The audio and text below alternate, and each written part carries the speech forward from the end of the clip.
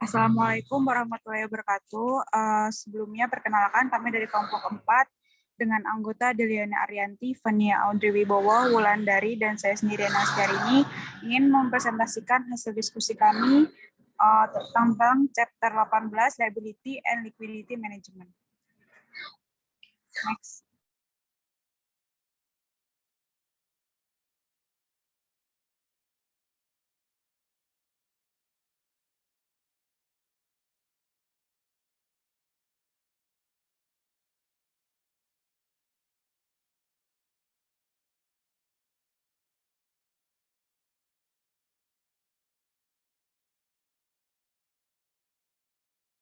Selanjutnya ada introduction.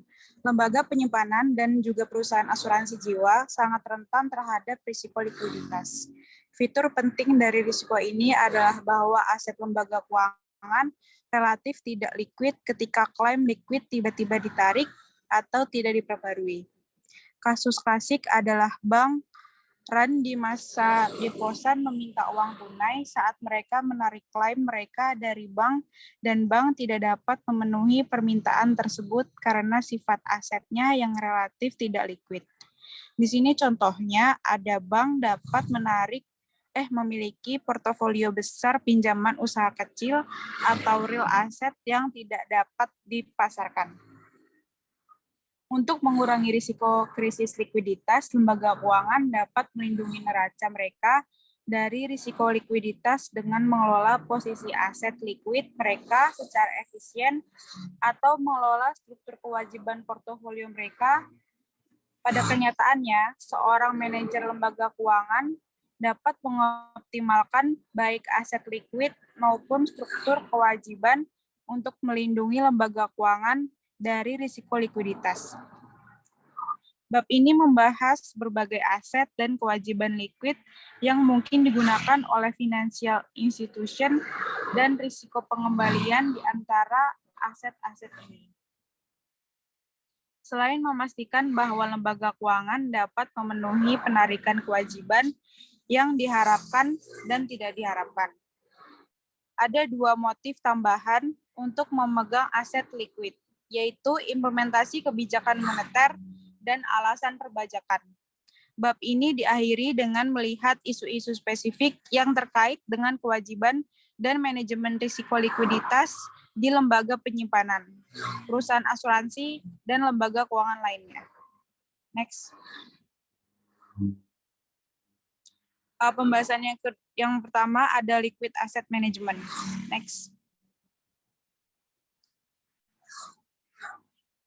Aset liquid dapat diubah menjadi uang tunai dengan cepat dan dengan biaya transaksi rendah dengan sedikit atau tanpa kehilangan nilai pokok.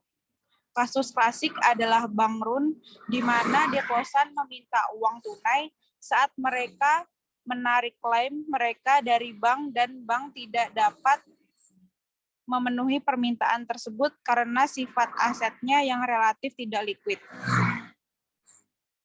Misalnya, bank dapat memiliki portofolio besar pinjaman, usaha kecil atau real estate yang tidak dapat dipasarkan. Secara khusus, aset liquid diperdagangkan di pasar aktif sehingga bahkan transaksi besar dalam aset tersebut tidak menggerakkan harga pasar atau sangat sedikit menggerakkannya. Contoh yang baik dari aset liquid adalah T-bills, T-notes, dan T-bond yang baru diterbitkan. Aset liquid utama tentu saja adalah uang tunai, meskipun jelas bahwa risiko likuiditas lembaga keuangan dapat dikurangi dengan memegang sejumlah besar aset seperti uang tunai, T-bills, dan T-bonds. Lembaga keuangan biasanya menghadapi penalti pengembalian atau pendapatan bunga dari melakukan hal ini, karena likuiditasnya yang tinggi dan risiko gagal bayar yang rendah. Aset semacam itu seringkali menghasilkan pengembalian rendah yang mencerminkan sifat dasarnya yang bebas risiko. Sebaiknya, aset tidak liquid seringkali harus menjanjikan pengembalian tambahan atau premi risiko likuiditas untuk mengkompensasi financial institution untuk relatif kurangnya daya jual dan seringkali risiko gagal bayar yang lebih besar dari instrumen. Next.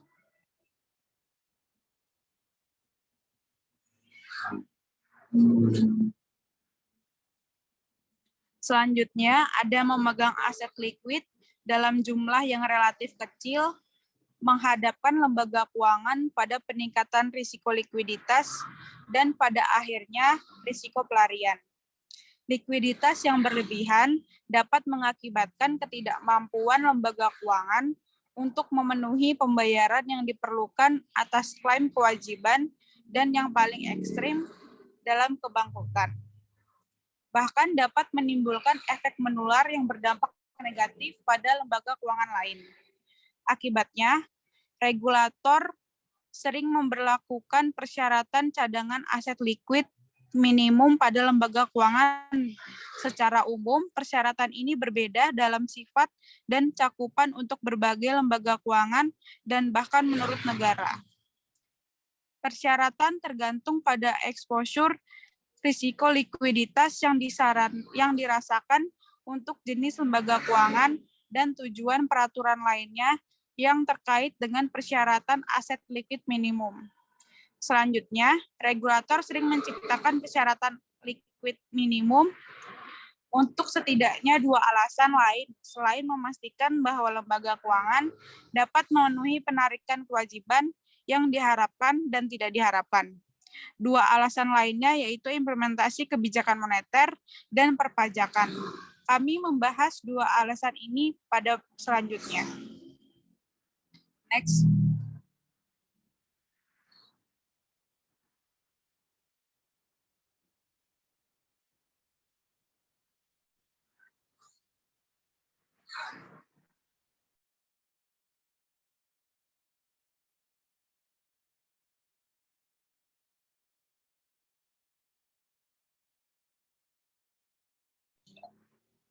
Selanjutnya ada monetary policy implementation reason. Di sini banyak negara menetapkan persyaratan cadangan aset likuid minimum untuk memperkuat kebijakan moneter mereka. Secara khusus, menciptakan rasio minimum aset cadangan likuid terhadap simpanan membatasi kemampuan lembaga penyimpanan atau DI untuk memperluas pinjaman dan meningkatkan kemampuan bank sentral untuk mengontrol jumlah uang beredar. Penurunan rasio persyaratan cadangan berarti bahwa lembaga penyimpanan dapat menyimpan lebih sedikit cadangan atau uang kas ditambah simpanan cadangan di debit terhadap rekening transaksi mereka atau deposito, di mana yang mengakibatkan mereka dapat meminjamkan persentase yang lebih besar dari simpanan mereka, sehingga akan meningkatkan ketersediaan kredit dalam perekonomian. Ketika pinjaman baru dikeluarkan dan digunakan untuk membiayai pengeluaran konsumsi dan investasi, sebagian dari dana ini akan dikembalikan ke lembaga penyimpanan sebagai simpanan baru oleh mereka yang menerima sebagai imbalan untuk memasok barang konsumsi dan investasi kepada peminjam DI. Sebaliknya, peningkatan rasio giro wajib minimum berarti DI harus menyimpan lebih banyak cadangan terhadap rekening transaksi atau deposito di neraca mereka. Akibatnya, mereka hanya mampu meminjamkan persentase yang lebih kecil dari simpanan mereka daripada sebelumnya, sehingga akan mengurangi ketersediaan kredit dan pinjaman dan akhirnya menyebabkan kontraksi berganda dalam simpanan dan penurunan jumlah uang beredar. Next.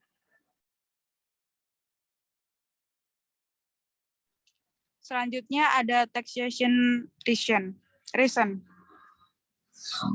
Alasan lain, persyaratan minimum kepemilikan aset likuid DI adalah memaksa DI untuk berinvestasi dalam klaim keuangan pemerintah daripada klaim keuangan sektor swasta. Dan GWM minimal merupakan cara tidak langsung bagi pemerintah untuk menaikkan pajak tambahan dari DI. Meskipun cadangan ini bukan pajak resmi pemerintah, memiliki DI yang menyimpan uang tunai di brankas atau cadangan tunai di bank sentral bila hanya ada kompensasi tingkat bunga kecil yang dibayarkan. Mengharuskan DI untuk mentransfer sumber daya ke bank sentral. Faktanya, profitabilitas banyak bank sentral bergantung pada ukuran pajak. Persyaratan cadangan yang dapat dilihat sebagai setara dengan pungutan pada DI di bawah yurisdiksi mereka. Efek pajak atau biaya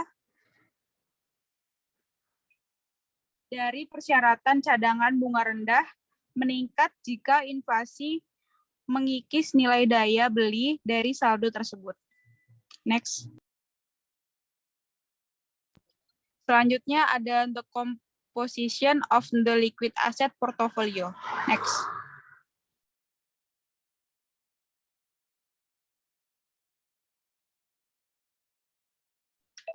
Di sini komposisi portofolio aset liquid lembaga keuangan, terutama uang tunai dan surat berharga pemerintah, sebagian ditentukan oleh pertimbangan pendapatan dan sebagian oleh jenis persyaratan cadangan aset liquid minimum yang ditetapkan oleh bank sentral.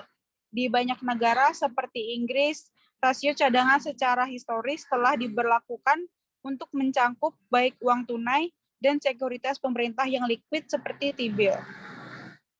Banyak negara bagian di Amerika Serikat memberlakukan rasio aset liquid pada perusahaan asuransi jiwa yang membutuhkan uang tunai minimum dan kepemilikan sekuritas pemerintah di neraca mereka.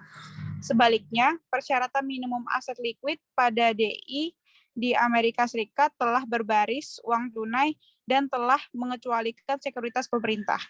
Akibatnya, surat berharga pemerintah kurang bermanfaat karena tidak diperhitungkan sebagai bagian dari cadangan yang dimiliki oleh DI. Dan pada saat yang sama menghasilkan pengembalian yang dijanjikan oleh lebih rendah daripada pinjaman. Namun demikian, banyak DI melihat kepemilikan surat berharga pemerintah sebagai kinerja yang berguna cadangan sekunder atau penyangga fungsi. Pada saat krisis likuiditas, ketika terjadi pengurangan cadangan kas yang signifikan, sekuritas ini dapat diubah menjadi uang tunai dengan cepat dan dengan sedikit kehilangan nilai pokok karena sifat mendalam dari pasar di mana aset ini diperdagangkan. Next.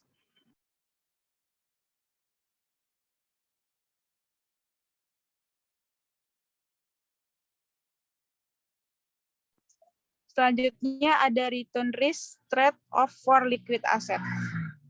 Next. Dalam mengoptimalkan kepemilikannya atas aset liquid, lembaga keuangan memperdagangkan manfaat langsung tunai untuk pengembalian yang lebih rendah.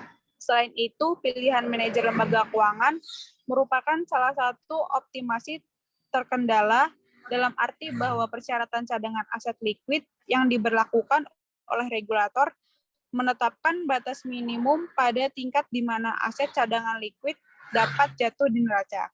Dengan demikian, financial institution tersebut menghadapi sedikit risiko dan hanya memegang sejumlah kecil aset liquid karena alasan kehati-hatian, yang menemukan bahwa financial institution terpaksa memegang lebih dari yang optimal secara pribadi sebagai akibat dari pembatasan cadangan minimum yang diberlakukan oleh regulator.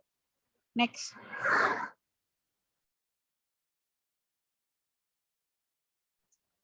Selanjutnya, the liquid asset reserve management problem for US depository institution. Bagian ini akan membahas risiko pengendalian trade-off dalam menjalankan posisi aset liquid dan kendala yang dikenakan pada posisi ini. Kami menyajikan contoh terperinci dari DI Amerika Serikat untuk menghitung jumlah target cadangan dan untuk menentukan apakah DI memegang cadangan terlalu banyak atau terlalu sedikit. Manajer cadangan DI akan memerlukan dua informasi tambahan untuk mengelola posisi. Yang pertama, selama periode berapa deposito. Manajemen likuiditas di bawah persyaratan cadangan minimum saat ini yang diberlakukan oleh Federal Reserve.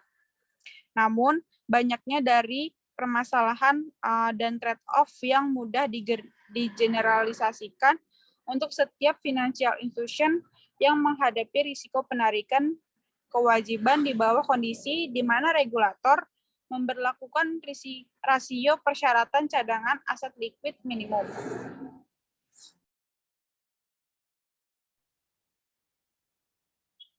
Isu-isu yang terlibat dalam pengelolaan yang optimal dari portofolio aset likuid diilustrasikan oleh masalah yang dihadapi oleh manajer meja uang yang bertanggung jawab atas posisi cadangan di Amerika Serikat. Dalam konteks regulasi di DI Amerika Serikat, kami berkonsentrasi pada pengelolaan DI atas cadangan kasnya, yang didefinisikan sebagai cash vault atau mata uang dan koin yang digunakan untuk memenuhi penarikan deposit, dan setoran tunai yang disimpan oleh DI di Federal Reserve. Mulai Agustus pada tahun 2015, sesuai dengan peraturan Undang-Undang Federal Reserve tahun 1913, lembaga penyimpanan di Amerika Serikat diwajibkan untuk memiliki cadangan tunai minimum atau target. Berikut ini terhadap rekening transaksi bersihnya. Di sini ada kurang dari 14,5 miliar dolar 0%. Sedangkan 14,5 miliar dolar sampai 103,6 miliar dolar sama dengan 3, dan di lebih dari 103,6 miliar dolar sama dengan 10. Next. Selanjutnya ada transaction account. Rekening transaksi mencakup semua simpanan di mana pemegang rekening dapat melakukan penarikan dengan instrumen dapat dinegosiasikan atau dipindahtangankan dan dapat melakukan lebih dari 3 bulan telepon atau transfer dana yang telah diotorisasi sebelumnya. Untuk tujuan melakukan pembayaran kepada pihak ketiga, yaitu giro, rekening sekarang, dan berbagai konsep rekening ditawarkan oleh serikat kredit.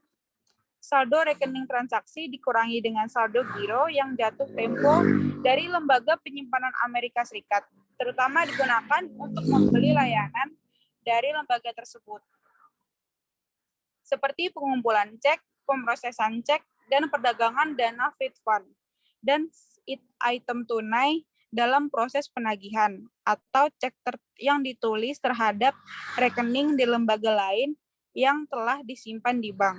Kredit diberikan kepada penyimpanan cek ini hanya setelah mereka jelas. Next.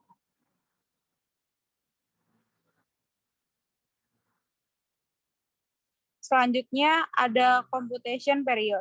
Untuk tujuan pengelolaan cadangan, manajer cadangan DI Amerika Serikat harus memikirkan waktu yang dibagi menjadi periode 2 minggu. Periode perhitungan cadangan selalu dimulai pada hari Selasa dan berakhir pada hari Senin 14 hari kemudian. Di sini secara efektif angka setoran hari Jumat dihitung 3 kali dibandingkan dengan hari-hari lain dalam minggu kerja. Ini berarti bahwa manajer DI yang dapat terlibat dalam strategi di mana simpanan lebih rendah pada hari Jumat. Rata-rata dapat menurunkan persyaratan cadangan DI. Ini mungkin penting jika kepemilikan cadangan aset likuid yang diperlukan berada di atas tingkat optimal dari perspektif DI untuk menangani persyaratan likuiditas karena penarikan simpanan yang diharapkan dan tidak terduga. Salah satu strategi yang digunakan adalah bagi DI untuk mengirim simpanan ke luar negeri, yaitu mentransfernya ke anak perusahaan asing. Pada hari Jumat, ketiga pengurangan simpanan efektif yaitu dihitung selama 32/14 dari periode 2 minggu, dan untuk mengembalikannya pada hari Senin berikutnya.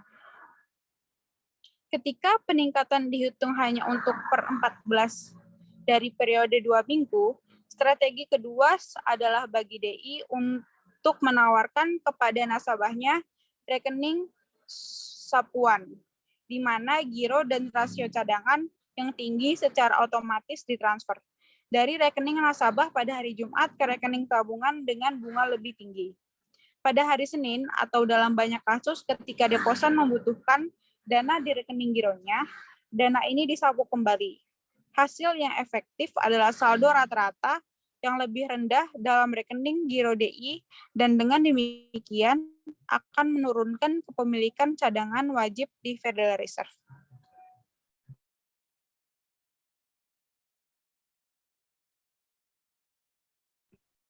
Selanjutnya ada tabel 18.1 yaitu Net Transaction Accounts and Full Cash Balance of ABC Bank in millions of dollars. Jadi angka sebesar 127,383 juta dolar adalah target dari cadangan minimum, di mana manajer dari depository institution dapat menyimpan kelebihan cadangan kas di atas tingkat minimum ini jika tingkat optimal pribadi atau tingkat kehati-hatian untuk depository institution melebihi tingkat minimum yang ditentukan oleh peraturan, karena depository institution ini sangat rentan terhadap risiko penarikan deposito. Selain itu, pengelola depository institution dapat menyimpan beberapa cadangan penyangga dalam bentuk surat berharga pemerintah yang dapat diubah menjadi uang tunai dengan cepat jika penarikan deposito terlalu tinggi atau untuk mendahului tahap awal dari bank run. Next.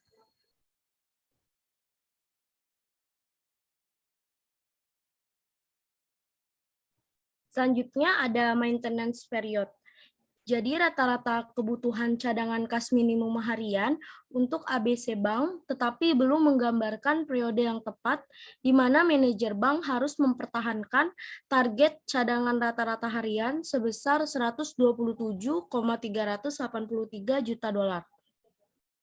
Cadangan ini dapat disimpan baik sebagai uang tunai maupun sebagai simpanan yang akan dipegang oleh depository institution di Federal Reserve. Berdasarkan peraturan saat ini, rata-rata kas harian yang disimpan selama periode perhitungan cadangan akan dikurangi dari cadangan yang diperlukan lembaga untuk menentukan saldo cadangan yang harus dipertahankan di Federal Reserve. Selain itu, terdapat jeda selama 30 hari antara awal periode perhitungan cadangan dengan awal periode pemeliharaan cadangan, di mana simpanan di Bank Federal Reserve harus memenuhi atau melebihi yang disyaratkan oleh target cadangan. Untuk Bank ABC pada periode pemeliharaan cadangan ini adalah dari 30 Juli sampai 12 Agustus. Dengan demikian, manajer cadangan bank mengetahui nilai cadangan target dengan kepastian yang sempurna selama periode pemeliharaan cadangan. Namun, manajer masih memiliki tantangan dalam mempertahankan simpanan cadangan yang cukup di Federal Reserve untuk mencapai target cadangan tanpa menahan terlalu banyak kelebihan saldo cadangan, karena ini akan menghasilkan pengembalian bunga yang rendah. Next. Selanjutnya, undershooting atau overshooting of the reserve target undershooting.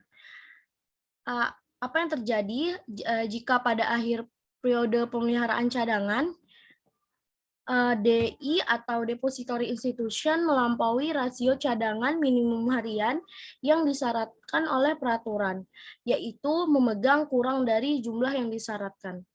Federal Reserve mengizinkan Depository Institution untuk membuat kesalahan rata-rata harian hingga 4% tanpa penalti. Jadi, jika Depository Institution adalah 4% pada target cadangannya, hingga 4% dikali 127,383 juta dolar, jadi hasilnya sebesar 5.095 juta dolar. ia harus menebusnya dalam periode pemeliharaan cadangan 2 minggu berikutnya yang berlangsung dari 13 Agustus hingga 26 Agustus atau 27 Agustus. Ketika DI atau Depository Institution menahan defisit dalam cadangan wajibnya dalam periode 2 minggu tertentu, maka Depository Institution harus menahan jumlah surplus cadangan dalam periode 2 minggu berikutnya. Jika kekurangan cadangannya melebihi 4%, maka Depository Institution bertanggung jawab atas biaya penalti eksplisit atau dan implisit dari Federal Reserve. Biaya eksplisit ini termasuk pengenaan biaya suku bunga penalti yang sama dengan tingkat diskonto bank sentral ditambah markup sebesar 2%. Tuntutan implisit dapat mencakup pemantauan, pemeriksaan, dan pengawasan yang lebih sering jika regulator depository institution melihat undershooting dari persyaratan cadangan sebagai cerminan dari praktik yang tidak aman dan tidak sehat oleh manajer depository institution. Pandangan seperti itu kemungkinan akan diambil hanya jika depository institution secara konsisten melampaui target cadangannya. Next.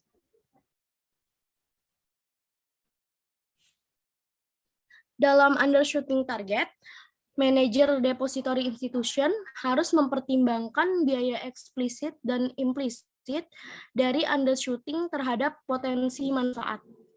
Secara khusus, mungkin menguntungkan untuk melakukan undershoot jika posisi cadangan depository institution yang optimal secara pribadi atau kehati-hatian kurang dari minimum yang ditetapkan peraturan dan atau ada biaya peluang yang sangat tinggi untuk memenuhi target persyaratan cadangan. Mungkin ada juga biaya peluang yang tinggi untuk memenuhi target cadangan jika suku bunga dan permintaan pinjaman tinggi sehingga biaya pinjaman yang hilang untuk keuntungan masa depan mungkin signifikan. Sebuah depository institution yang melampaui target cadangan memiliki dua cara utama untuk membangun cadangan untuk memenuhi target saat periode pemeliharaan cadangan berakhir. Yang pertama, melikuidasi aset, misalnya dengan menjual beberapa aset penyangga seperti tagihan trisuri.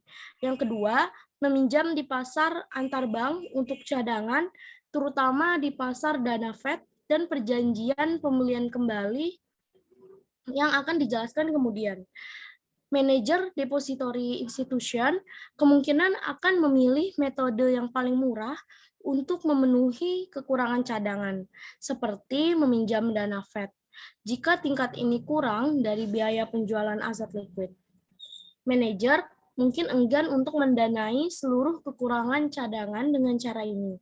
Namun, jika biaya untuk menyesuaikan kekurangan itu tinggi dan jumlah cadangan yang optimal secara pribadi kurang dari jumlah minimum yang disyaratkan oleh peraturan.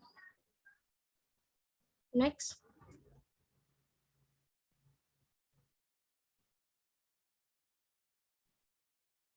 Selanjutnya ada overshooting. Biaya overshooting atau menahan cadangan kas melebihi tingkat minimum yang dipersyaratkan tergantung pada apakah depository institution melihat tingkat kehati-hatian dari cadangan untuk memenuhi penarikan simpanan yang diharapkan dan tidak diharapkan lebih tinggi atau lebih rendah dari persyaratan cadangan minimum yang diberlakukan oleh peraturan. Jika cadangan minimum yang dipersyaratkannya lebih tinggi dari jumlah yang dianggap optimal oleh manajer, 4% kelebihannya cadangan pertama dapat dibawa ke periode cadangan berikutnya. Federal Reserve mengizinkan jumlah ini diperhitungkan untuk memenuhi persyaratan cadangan dalam periode pemeliharaan 2 minggu berikutnya. Setelah itu, setiap cadangan yang disimpan di atas minimum yang dipersyaratkan akan ditambah 4% yang merupakan hambatan pada pendapatan depository institution. Karena setiap dolar yang disimpan sebagai kelebihan cadangan, baik dalam bentuk tunai atau deposito di bank sentral, menghasilkan sedikit bunga dan dapat dipinjamkan pada suku bunga pinjaman depository institution. Sebaliknya, jika manajer depository institution merasakan bahwa tingkat cadangan minimum yang dipersyaratkan oleh peraturan lebih rendah dari yang dibutuhkan untuk exposure penarikan deposit yang diharapkan dan tidak terduga, depository institution melampaui target cadangan minimum yang dipersyaratkan. Kebijakan ini menjaga posisi likuiditas. Menjaga posisi likuiditas dari depository institution pada tingkat yang memadai secara prudent. Dalam memilih untuk melampaui target, manajer harus mempertimbangkan instrumen berbiaya paling rendah untuk menyimpan cadangan tersebut. Next.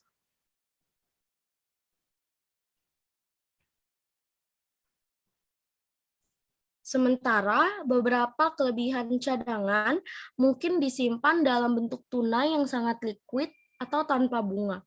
Setidaknya sebagian dari setiap kelebihan posisi cadangan mungkin disimpan dalam aset penyangga seperti surat berharga jangka pendek atau surat utang negara yang akan menghasilkan bunga, tetapi tidak cukup liquid seperti uang tunai. Proporsi antara uang tunai dan tagihan trisuri yang dipegang sebagian besar bergantung pada. Sebagai contoh, misalkan tingkat pinjaman adalah 9%, tingkat T-bill adalah 4%, dan bunga yang diperoleh dari kepemilikan kas berlebih adalah 0%.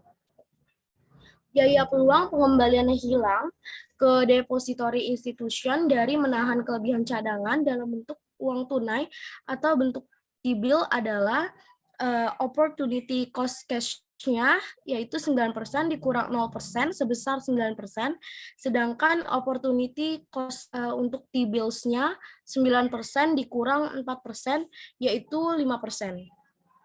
Dengan demikian, T-bills memiliki biaya peluang yang jauh lebih rendah dibandingkan uang tunai, dan manajer harus mempertimbangkan penghematan biaya peluang bersih sebesar 4% dari menyimpan kelebihan cadangan dalam bentuk T-bill dibandingkan dengan kemudahan instrumen tersebut dapat dijual dan diubah menjadi uang tunai untuk memenuhi penarikan kewajiban atau krisis likuiditas. Pada tabel 18.3 menunjukkan kelebihan cadangan kas depositori Amerika Serikat antara tahun 1990 hingga Juli tahun 2015. Karena biaya peluangnya, kelebihan cadangan umumnya disimpan pada tingkat yang sangat rendah. Jumlah tersebut sebesar 4,34% dari total cadangan pada Agustus tahun 2008. Next. Selanjutnya ada managing liquid asset other than cash. Pada bab 12 membahas beberapa model yang digunakan lembaga keuangan untuk mengukur risiko likuiditas, termasuk model yang digunakan untuk menentukan kebutuhan alat liquid lembaga keuangan selama periode waktu mendatang. Persyaratan cadangan menetapkan tingkat minimum uang tunai yang harus dimiliki oleh lembaga keuangan untuk memenuhi kebutuhan likuidnya. Namun, karena uang tunai adalah aset yang tidak menghasilkan, lembaga keuangan akan menahan uang tunai sesedikit mungkin untuk memenuhi kebutuhan aset likuidnya. Aset likuid yang tersisa umumnya disimpan dalam portofolio keamanan financial institution, misalnya memegang tagihan trisuri. Pengelolaan portofolio efek merupakan bagian yang tidak terpisahkan dari pengelolaan likuiditas bagi lembaga keuangan. Manajer lembaga keuangan harus menentukan kombinasi optimal dari aset likuid dengan hasil yang lebih rendah versus aset yang kurang likuid dengan hasil yang lebih tinggi. Surat berharga jangka pendek yang tidak dijaminkan untuk simpanan publik seperti surat berharga negara diadakan untuk kebutuhan likuiditas segera, dan surat berharga hipotek dan surat berharga jangka panjang lainnya ditahan dan dapat dijual jika kebutuhan likuiditas lebih besar dari yang diharapkan. Next.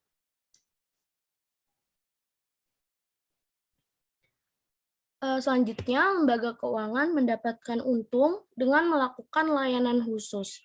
Namun, selama krisis likuiditas, seperti yang terjadi selama krisis 2008, kemampuan untuk melikuidasi aset yang kurang likuid ini dapat sangat dibatasi dan bahkan dapat mempengaruhi solvabilitas lembaga keuangan.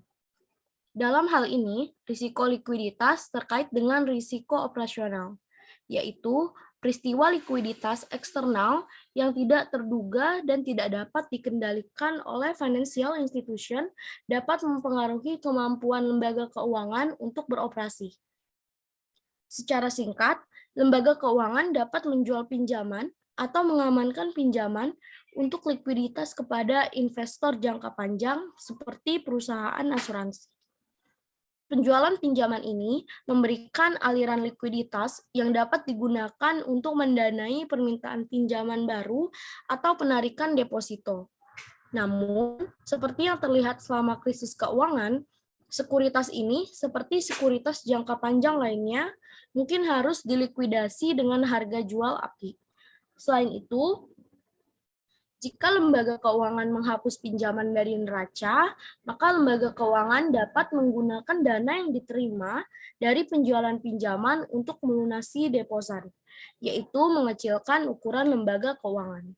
Hal ini dapat mengurangi simpanan lembaga keuangan, karenanya persyaratan cadangan yang seperti disebutkan sebelumnya dapat dilihat sebagai pajak peraturan.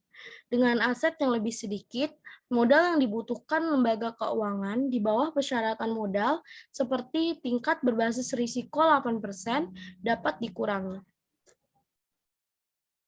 Next.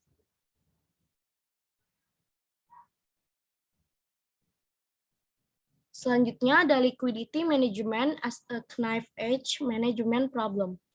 Pengelolaan posisi likuiditas depository institution adalah sesuatu dari situasi ujung pisau karena memegang terlalu banyak aset likuid yang menghukum pendapatan depository institution.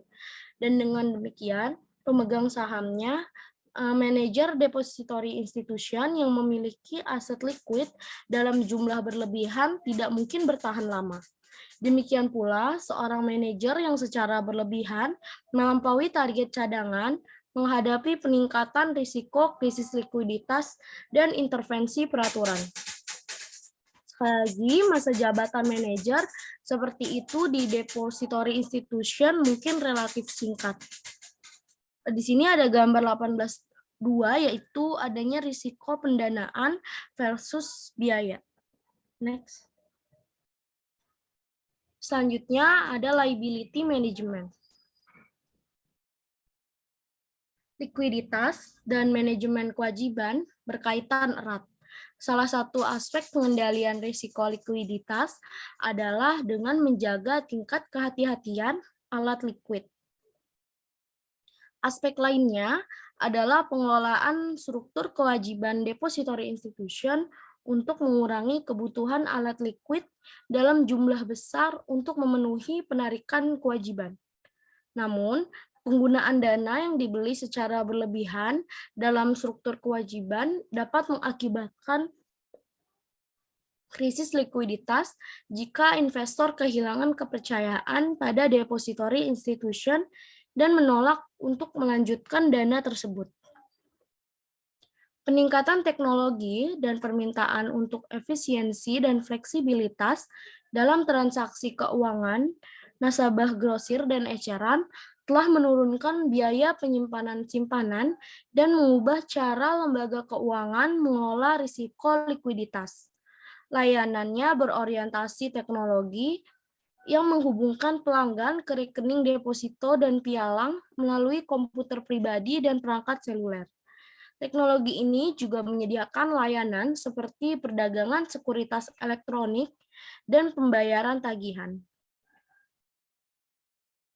Demikian juga debit cek penggajian yang telah diotorisasi sebelumnya membuat uang tunai masuk ke rekening simpanan lembaga keuangan lebih cepat dan lebih dapat diprediksi. Terakhir, clearing check untuk Undang-Undang Abad ke-21 memungkinkan lembaga keuangan untuk memberikan salinan cek yang dikirimkan secara elektronik kepada nasabah simpanan daripada mengembalikan cek asli dalam bentuk kertas.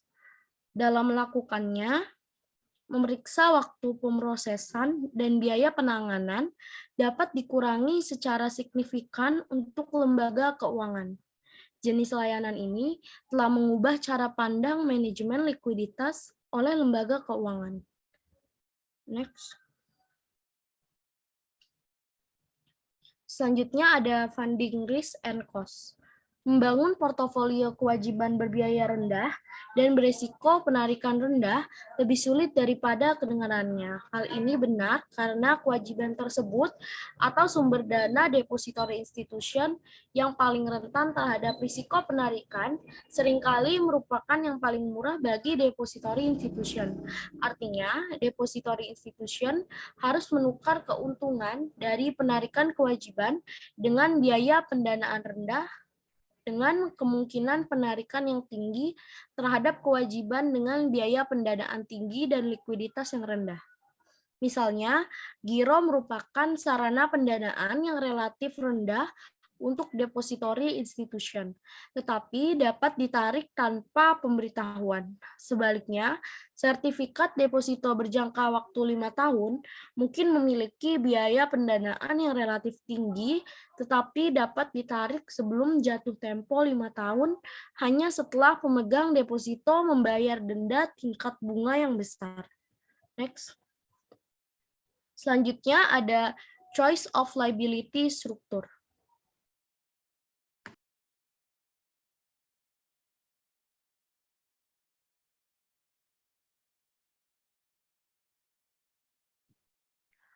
Selanjutnya ada demand deposit, yaitu withdrawal risk, di mana giro yang diterbitkan oleh depository institution memiliki tingkat resiko penarikan yang tinggi. Penarikan dapat terjadi dan sebagian besarnya diharapkan oleh manajer depository institution seperti penarikan tunai sebelum akhir pekan atau penarikan tidak terduga seperti yang terjadi selama situasi krisis ekonomi. Bank of America menarik 12,4% dari simpanan dan pinjaman lainnya dari giro. Sementara Bank of Carbondale, bank komunitas kecil, yaitu sebesar 209 juta dolar dalam aset pada Maret 2015 yang berlokasi di Carbondale, Illinois, menarik 13,6%. Next.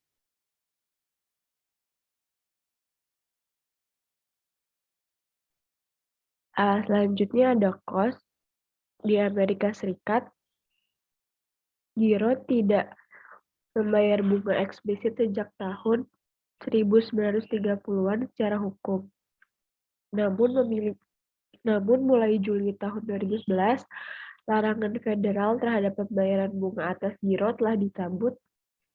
Dengan demikian, depository institution sekarang diperbolehkan tetapi tidak diperlukan untuk menawarkan giro berbunga. Sampai saat ini, beberapa lembaga telah memilih untuk membayar bunga deposito ini.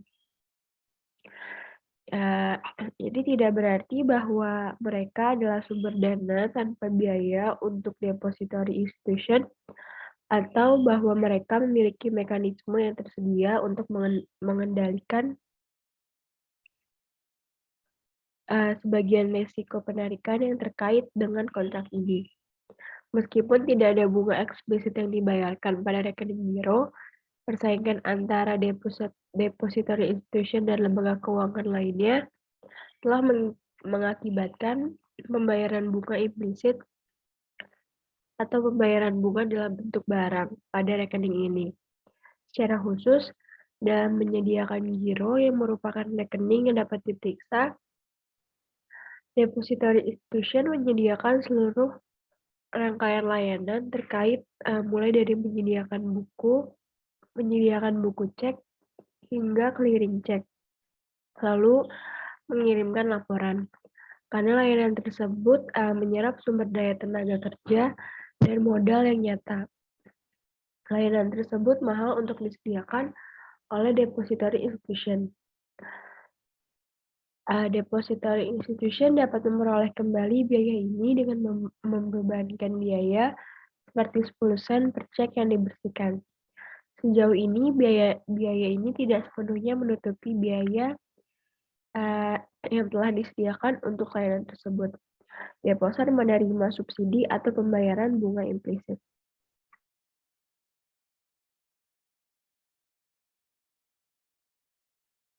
Next.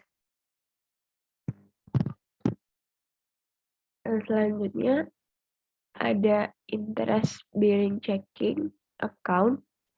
Itu ada withdrawal risk. Sejak tahun 1980, bank-bank di Amerika Serikat telah dapat menawarkan simpanan yang dapat diperiksa yang membayar bunga dan dapat ditarik sesuai permintaan. Mereka disebut urutan penarikan akun yang dapat dinegosiasikan atau no account. Perbedaan utama antara instrumen ini dan giro tradisional adalah instrumen ini mengharuskan deposan untuk menjaga saldo akun minimum untuk mendapatkan bunga. Jika saldo minimum turun di bawah tingkat tertentu, seperti $500, akun tersebut secara resmi dikonversi ke status yang setara dengan giro dan tidak menghasilkan bunga. Pembayaran bunga eksplisit dan adanya persyaratan saldo minimum membuat rekening now berpotensi kurang rentan terhadap resiko penarikan daripada giro. Namun, rekening now ini masih merupakan instrumen yang sangat liquid dari sudut pandang deposan. Bank of America memiliki 2,1% dari simpanan dan pinjaman lainnya dalam bentuk rekening now atau interest bearing checking account di Bank of Carbondale yang memiliki 27,9%. Next.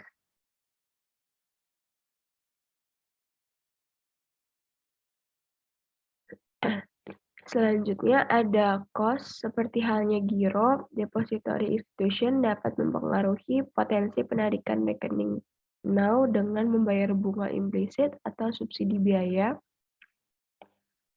seperti tidak membebankan biaya penuh dari pemeriksaan cek. Namun, manajer memiliki dua cara lain untuk mempengaruhi hasil yang dibayarkan kepada deposan. Yang pertama adalah dengan memvariasikan persyaratan saldo minimum. Jika persyaratan saldo minimum diturunkan, katakanlah dari $500 menjadi setengahnya, yaitu $250, bagian yang lebih besar dari rekening now ini menjadi subjek pembayaran bunga, dan dengan demikian pengembalian eksplisit dan daya tarik rekening ini meningkat. Yang kedua adalah memvariasikan pembayaran suku bunga eksplisit itu sendiri, seperti meningkatnya dari 1 menjadi 1,4%. Dengan demikian, manajer depository institution memiliki 3 mekanisme penetapan harga untuk menambah atau mengurangi daya tarik. Dan karenanya berdampak pada tingkat penarikan dari akun now, itu pembayaran bunga implisit. Next.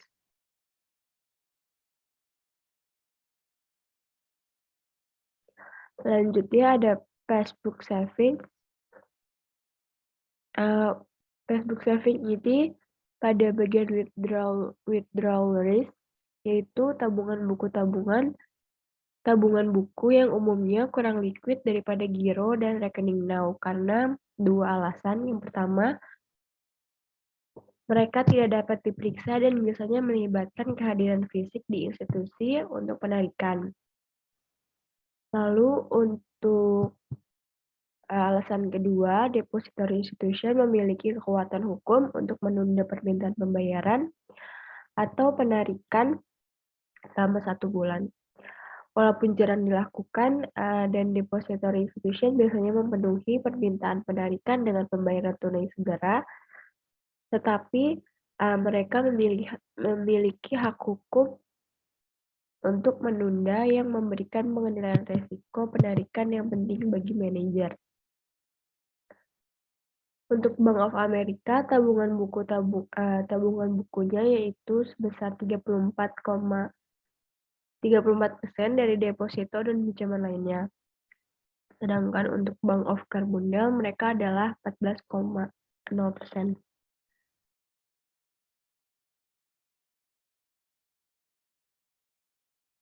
Selanjutnya yaitu cost, karena akun-akun ini tidak dapat diperiksa, pembayaran suku bunga implisit kemungkinan kecil. Dengan demikian, biaya pokok untuk depository institution adalah pembayaran bunga eksplisit atas akun-akun ini. Dalam beberapa tahun terakhir, depository institution biasanya membayar tarif eksplisit yang sedikit lebih tinggi untuk tabungan buku daripada di rekening now. Next.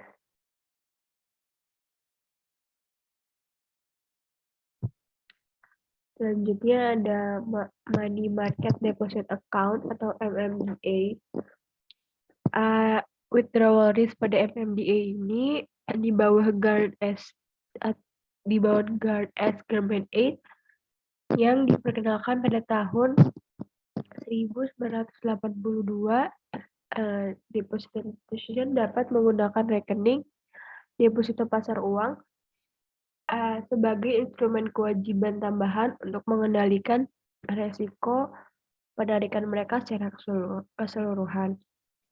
Khususnya resiko disintermediasi dana dari DI dan mengalir ke reksadana pasar uang.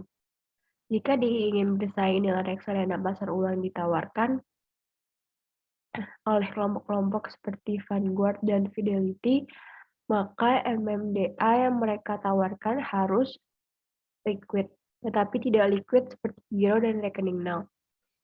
Di Amerika Serikat, MMDA dapat diperiksa tetapi tunduk pada pembatasan jumlah cek yang ditulis pada setiap akun per bulan. Jumlah transfer otomatis yang telah diotorisasi sebelumnya per bulan dan denominasi minimum dari jumlah setiap cek. Misalnya 1 DI memungkinkan pelanggan dengan MMDA untuk melakukan maksimum 6 transfer praotorisasi yang tidak lebih dari 3 dapat berupa cek masing-masing minimal $500. Selain itu, MMDA memperlakukan persyaratan saldo minimum pada deposan. Federal Reserve tidak mengharuskan depository institution untuk menyimpan cadangan terhadap MMDA. Oleh karena itu, DI umumnya membayar tarif yang lebih tinggi daripada akun now. Bank of America memiliki 34,1% untuk deposito dan pinjaman lainnya, sedangkan untuk Bank of Carbondale memiliki 22,1%. Next. Selanjutnya untuk cost, bunga eksplisit yang dibayarkan kepada deposan adalah biaya utama. Ini juga merupakan mekanisme harga yang depository institution gunakan untuk mengendalikan risiko penarikan, karena MMDA bersaing langsung dengan MMF. Manajer depository institution dapat mempengaruhi tingkat penarikan bersih mereka dengan memvariasikan tarif yang dibayarkan depository institution pada akun tersebut. Secara khusus, sementara tingkat yang dibayarkan MMF atas saham mereka secara langsung mencerminkan tingkat yang diperoleh dari aset pasar uang yang mendasari di mana manajer portofolio berinvestasi surat berharga, akseptasi bankir, perjanjian pembelian kembali, dan T-bills, di mana tingkat manajer depository institution membayar MMDA tidak didasarkan secara langsung pada portofolio aset pasar uang yang mendasarinya. Secara umum, manajer depository institution memiliki keleluasan yang cukup besar untuk mengubah tarif yang dibayarkan pada MMDA. Dan dengan demikian, spread pada akun MMMF dan MMDA ini dapat berdampak langsung pada tingkat penarikan dan resiko penarikan pada akun tersebut. Membiarkan tarif MMDA memiliki spread negatif yang besar dengan MMF meningkatkan tingkat penarikan bersih pada akun tersebut. Next. Selanjutnya ada retail time deposit and CDS. Yang pertama ada withdrawal risk, di mana CD retail adalah instrumen dengan jatuh tempo tetap dengan nilai nominal di bawah $100.000. Dengan desain kontrak, deposito berjangka, dan sertifikat deposito retail mengurangi resiko penarikan kepada penerbit. Deposito berjangka kecil membawa penalti penarikan awal, meskipun ukuran jatuh tempo dan harga pada sertifikat deposit ini dapat dinegosiasikan. Sebagian besar DI menerbitkan CD retail standar. Apabila deposan ingin menarik sebelum jatuh tempo deposit berjangka atau kontrak CD, peraturan memberikan wewenang kepada depository institution untuk mengenakan denda pada deposan yang menarik, seperti hilangnya bunga sejumlah bulan tergantung pada jatuh tempo deposito. Meskipun hal ini menimbulkan gesekan atau biaya transaksi pada penarikan, tidak mungkin untuk menghentikan penarikan ketika deposan memiliki kebutuhan likuiditas yang luar biasa. Juga penarikan dapat meningkat jika deposan menganggap depository institution bangkrut meskipun ada denda bunga dan pertanggungjawaban asuransi simpanan hingga $250.000. Namun demikian, dalam kondisi normal, instrumen ini memiliki resiko penarikan yang relatif rendah dibandingkan dengan rekening transaksi seperti rekening giro dan rekening now, dan dapat digunakan sebagai alat manajemen kewajiban yang penting untuk mengendalikan resiko penarikan atau likuiditas. Next.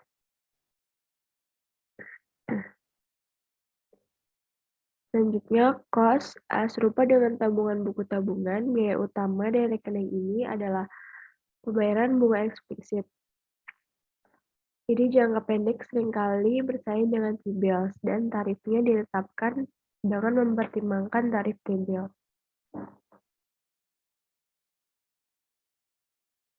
Perhatikan bahwa deposan yang membeli CD dikenakan pajak negara bagian dan lokal atas pembayaran bunga mereka. Sedangkan investor T-bill tidak membayar pajak negara bagian dan lokal atas pendapatan bunga T-bill. Terakhir, deposito berjangka dan CD saat ini tidak mengharuskan bank untuk menyimpan cadangan berbunga rendah di bank sentral.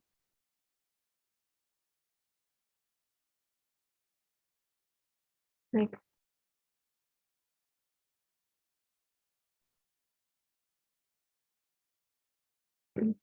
Selanjutnya ada wholesale CDs, withdrawal risk-nya yaitu CD grosir diinovasi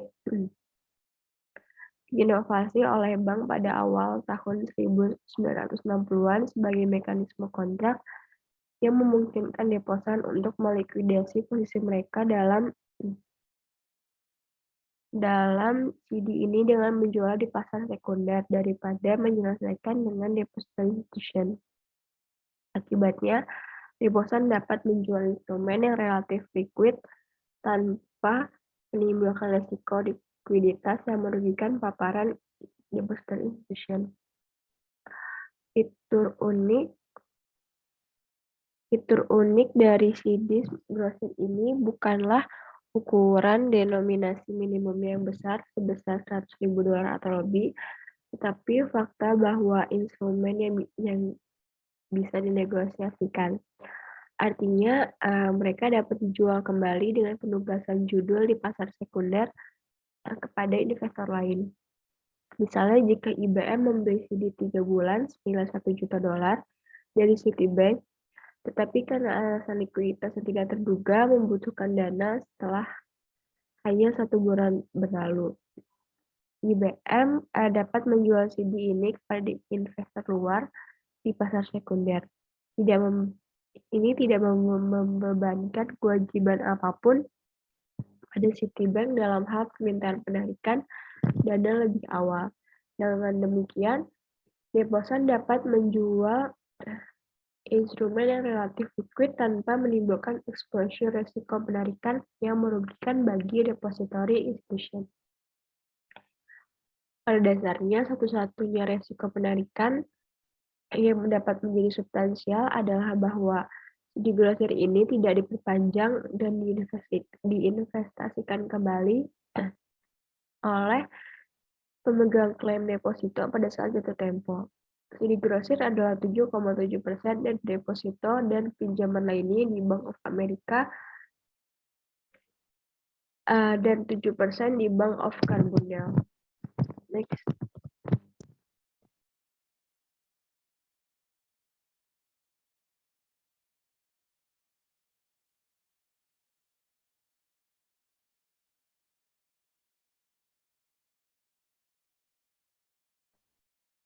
Selanjutnya, cost tarif yang depository institution bayarkan pada instrumen ini bersaing dengan tarif pasar uang grosir lainnya, terutama pada kertas komersial dan T-bill. Aspek tingkat persaingan ini diperkuat oleh sifat investor yang sangat canggih dalam CD tersebut, seperti manajer reksadana pasar uang, dan fakta bahwa simpanan ini tidak dicakup oleh jaminan penjaminan simpanan yang eksplisit. Hanya $250.000 pertama yang diinvestasikan dalam CD ini per investor dan per institusi. Yang ditanggung oleh asuransi sejauh ini paling sering ditawarkan oleh DI besar yang dianggap terlalu besar untuk gagal. Premi resiko kredit yang dipersyaratkan pada CD kurang dari yang dibutuhkan untuk instrumen berkualitas serupa yang diterbitkan oleh sektor swasta non-bank. Tambahan imbal hasil bunga yang diperlukan pada CD mencerminkan persepsi investor tentang kedalaman pasar sekunder untuk CD. Dalam beberapa tahun terakhir, likuiditas pasar sekunder dalam segi telah berkurang karena dealer telah menarik diri. Hal ini telah meningkatkan biaya relatif DI untuk menerbitkan instrumen tersebut. Next.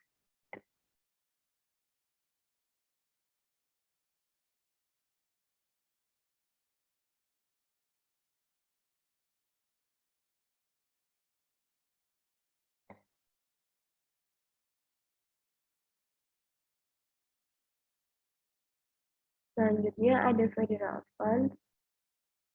Withdrawal risk pada Federal Fund yaitu kewajiban yang baru saja dijelaskan adalah semua kewajiban deposito yang mencerminkan kontrak deposito yang diterbitkan oleh DI dengan imbalan uang tunai. Namun, depository institution tidak hanya mendanai aset mereka dengan menerbitkan deposito, tetapi juga dapat meminjam di berbagai pasar untuk dana yang dibeli. Karena dana yang dihasilkan dari pembelian ini adalah dana pinjaman, bukan deposito. Mereka tidak tunduk pada persyaratan cadangan, seperti pada rekening giro dana, atau pembayaran premi asuransi deposito ke FDIC seperti semua deposito domestik legal sebelumnya. Pasar terbesar yang tersedia untuk dana yang dibeli adalah pasar dana federal.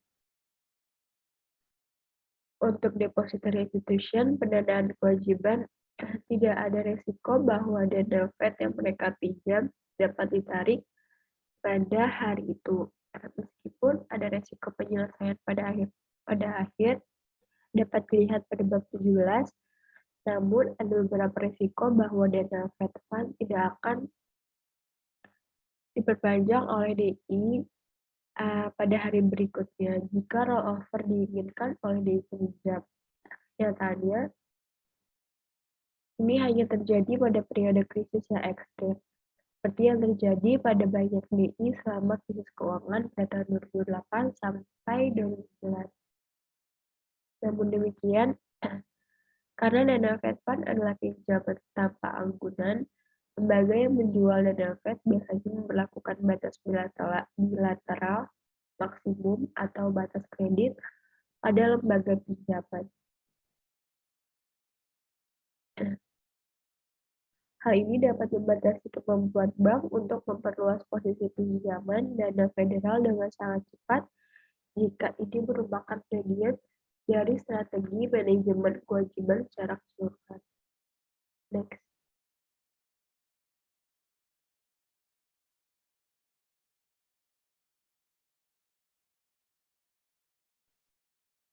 Selanjutnya ada cost. Biaya dana Fed untuk lembaga pembelian adalah tingkat dana federal. Tingkat dana federal ditetapkan oleh DI atau Depository Institution yang berdagang di pasar dana Fed dan dapat sangat bervariasi baik dalam sehari maupun lintas hari. Meskipun variabilitas tingkat telah turun sejak pengenalan akuntansi cadangan tertinggal pada Juli tahun 1998.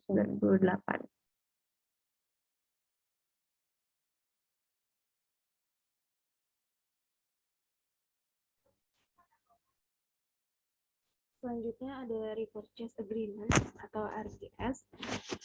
Yang pertama ada withdrawal risk, di mana perjanjian pembelian kembali atau RP atau repo dapat dilihat sebagai transaksi dana federal yang dijaminkan.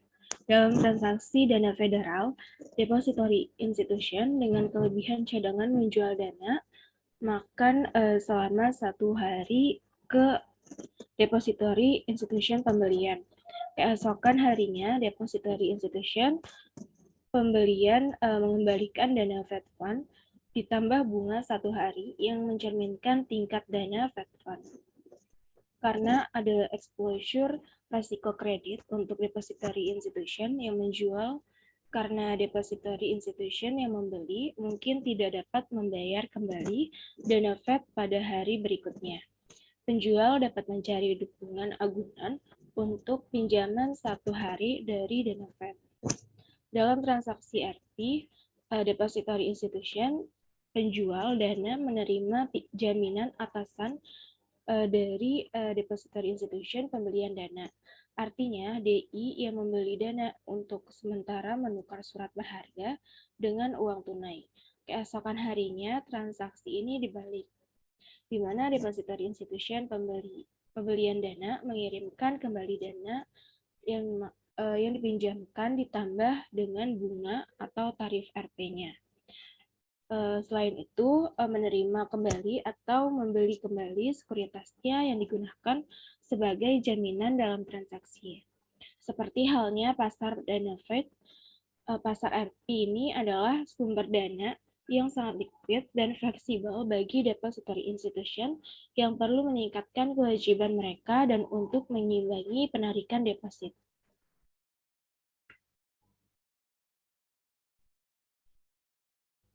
Selanjutnya ada cost.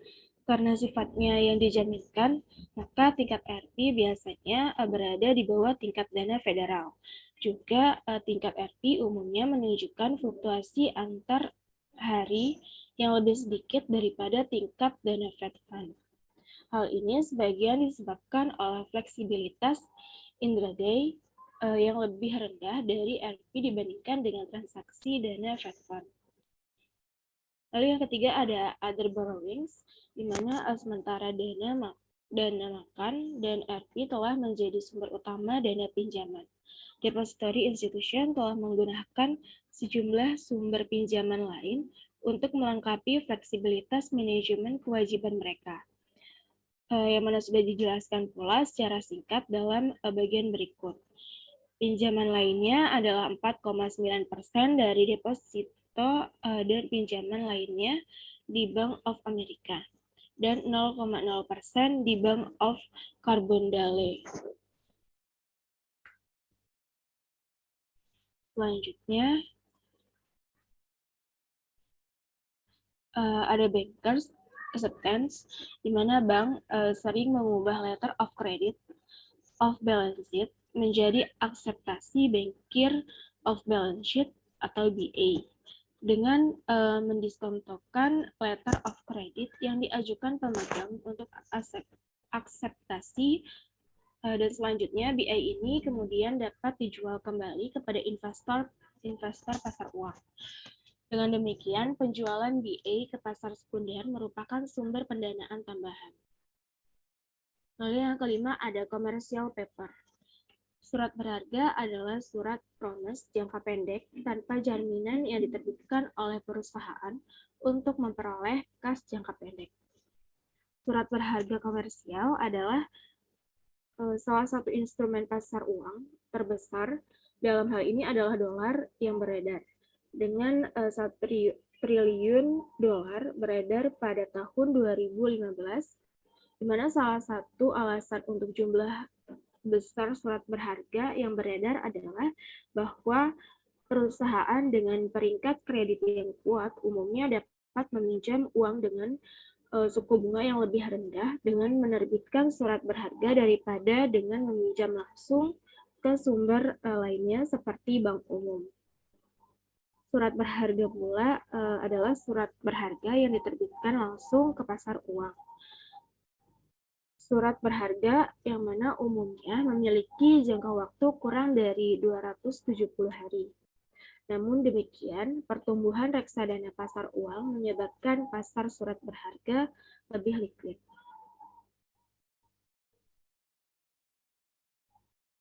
Selanjutnya ada medium term notes, jumlah depository institution yang mencari sumber dana yang lebih stabil dengan resiko penarikan rendah mulai menerbitkan surat utang jangka menengah, seringkali dalam kisaran 5 hingga 7 tahun.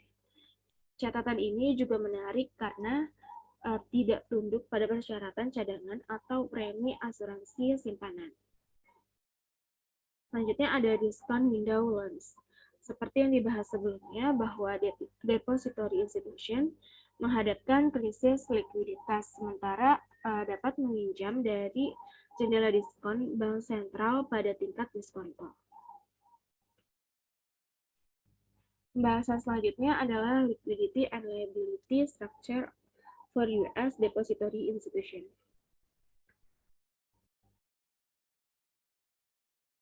Di sini ada tabel 18.5, yaitu pada tahun 2015, di mana ada aset liquid versus non-liquid aset untuk tertanggung bank komersial di tahun 1960 dan 2015. Yang mana dalam persentase. Pada tabel 18.5 ini bahwa pada tahun 2015 kepemilikan alat liquid di bank kecil yaitu sebesar 22,93%, lebih rendah daripada bank besar yaitu 26,92%. Pola ini tidak biasa karena pada umumnya akses bank besar yang relatif lebih mudah ke dana yang dibeli dan pasar modal dibandingkan dengan akses bank kecil yang membuat bank besar memiliki kemampuan untuk menahan lebih sedikit aset likuid. Selanjutnya di sini ada tabel 18.6, yaitu pada tahun 2015 ada struktur tanggung jawab dari pertanggungan bank komersial di 1960 dan 2015 dalam persentase. Pada tabel 18.6 ini menyajikan komposisi kewajiban bank pada tahun 1960 dan 2015. Fitur yang paling mencolok dari tabel 16.6 ini adalah pergeseran bank dari sumber dana dengan resiko penarikan yang relatif tinggi, rekening transaksi atau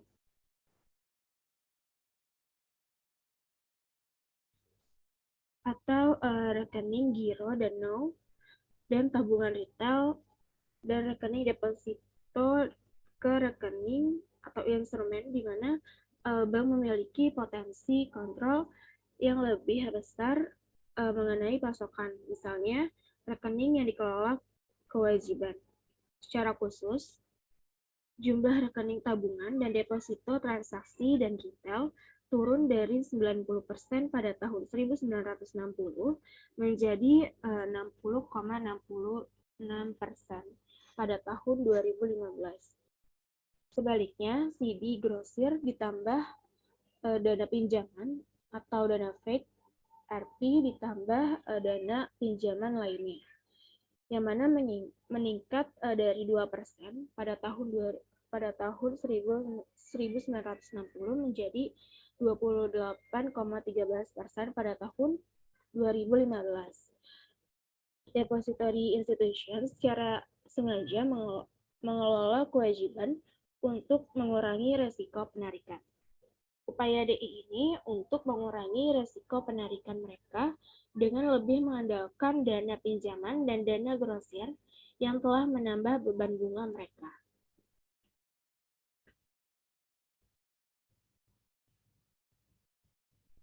Selanjutnya, pembahasannya yaitu mengenai liquidity dan risk, liability and liquidity risk management in insurance companies.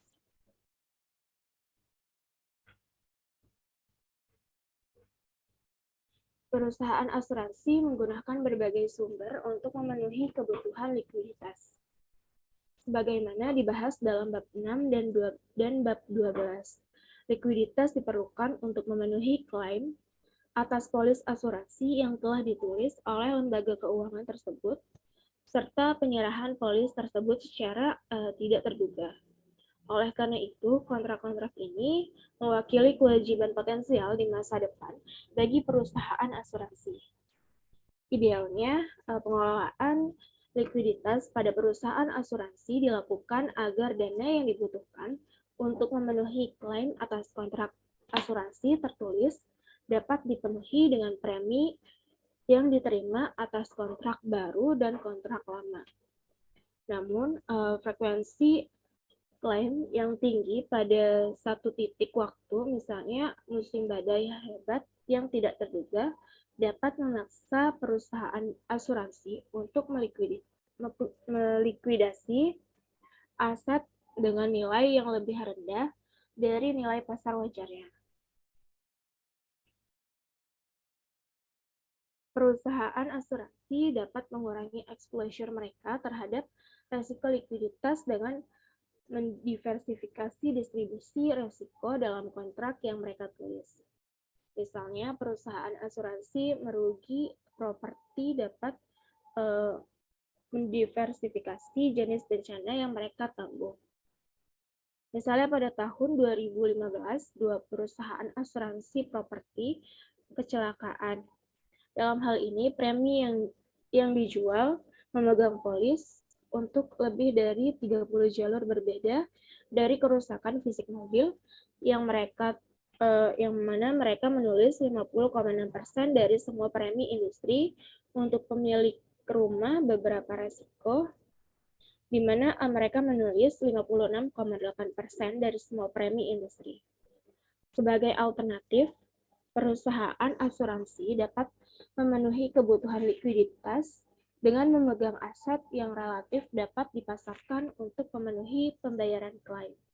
Aset seperti obligasi pemerintah dan korporasi dan saham korporasi biasanya dapat dilikuidasi dengan cepat yang mendekati nilai pasar wajar di pasar keuangan untuk membayar klaim atas polis asuransi ketika pendapatan premi tidak mencukupi.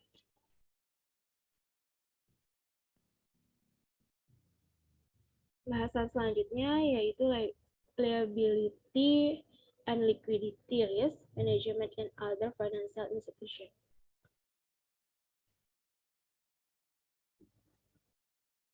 Lembaga keuangan lain seperti perusahaan sekuritas, bank investasi, dan perusahaan pembiayaan dapat mengalami resiko likuiditas jika mereka mengandalkan pembiayaan jangka pendek seperti surat berharga dan pinjaman bank. Dan investor menjadi enggan untuk menggulirkan dana tersebut. Di mana pada bab 4 bahwa sumber utama pendanaan untuk perusahaan sekuritas adalah perjanjian pembelian kembali, pinjaman panggilan bank, dan posisi short dalam sekuritas. Manajemen likuiditas untuk lembaga keuangan ini membutuhkan kemampuan untuk memiliki uang tunai yang cukup dan sumber daya likuid lainnya untuk menjamin atau membeli sekuritas baru dari penerbit berkualitas sebelum menjual kembali sekuritas ini kepada investor lain. Manajemen juga kewajiban mengharuskan bank investasi atau perusahaan sekuritas untuk dapat bertindak sebagai pembuat pasar yang mengharuskan perusahaan untuk membiayai inventaris dalam portofolionya. Sebagaimana dibahas dalam bab 3 pula, bahwa perusahaan pembiayaan mendanai aset terutama dengan surat berharga dan utang jangka panjang. Manajemen likuiditas untuk lembaga keuangan ini membutuhkan kemampuan untuk mendanai permintaan pinjaman dan komitmen pinjaman dengan kualitas yang memadai tanpa penundaan. Selanjutnya adalah summary. Maka untuk chapter 18 ini dapat kita simpulkan masalah manajemen likuiditas dan kewajiban terkait dengan erat dengan financial institution modern. Banyak faktor baik dari biaya maupun peraturan yang mempengaruhi pilihan manajer lembaga keuangan tentang jumlah aset likuid yang harus dipegang. Pilihan likuiditas financial institution adalah situasi yang sangat sulit karena memperdagangkan biaya dan manfaat dari target aset cadangan yang ditetapkan dan ditentukan secara hati-hati yang ditetapkan oleh peraturan dan ditentukan secara hati-hati pula. Lembaga keuangan dapat mengelola kewajibannya dengan cara yang mempengaruhi resiko penarikan keseluruhan portofolio pendanaannya, dan oleh karena itu membutuhkan kebutuhan akan aset likuid untuk memenuhi penarikan tersebut. Namun, mengurangi resiko penarikan seringkali memerlukan biaya karena sumber kewajiban yang lebih mudah dikendalikan dari perspektif penarikan seringkali lebih mahal untuk digunakan oleh financial institution. Sekian presentasi dari kelompok kami, kurang lebihnya mohon maaf. Wassalamualaikum warahmatullahi wabarakatuh.